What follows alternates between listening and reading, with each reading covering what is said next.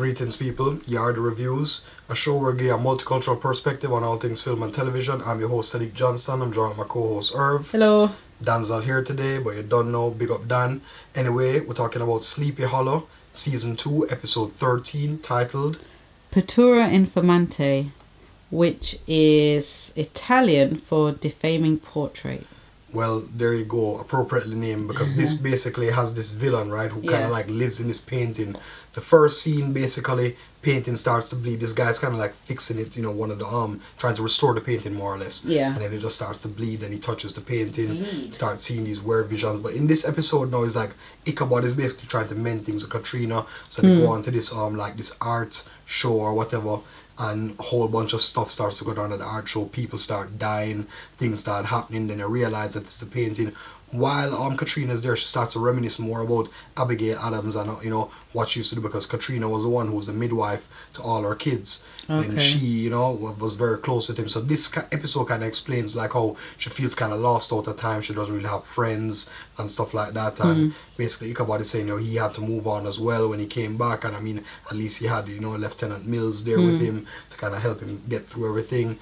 And it was cool. The villain was alright. It wasn't like but I'm just kind of glad that they're doing like this. You're getting all these other villains, other people, but yet still what they're There's doing. no main villain, is there? No, not yet. I think it's going to have a lot to do with his son. Okay. Because his son was the one who killed Moloch now. So who knows what Henry's agenda is now? Yeah. Who knows if he's good or bad?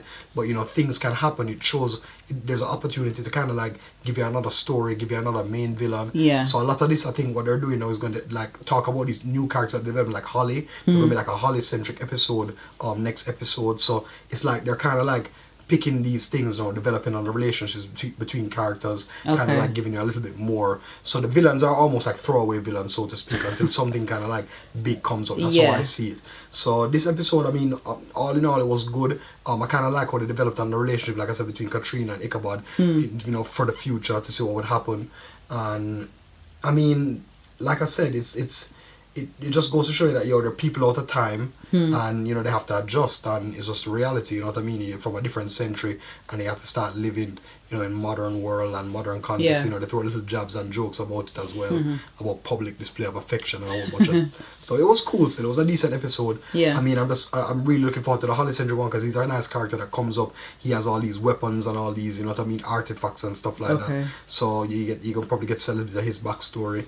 So that would be cool. So yeah, looking forward to the next episode. So anyway, guys, thanks so much for subscribing to the show. youtube.com/yardyreviews. Remember to email us at yardy.reviews@gmail.com, as well as follow us on Twitter at yardyreviews. Also remember to log on to Irv's WordPress, bigpicturesmallscreen.wordpress.com. All the reviews, all the news, and all the good stuff in there. Anyway, me and Irv signing out. Big up yourself.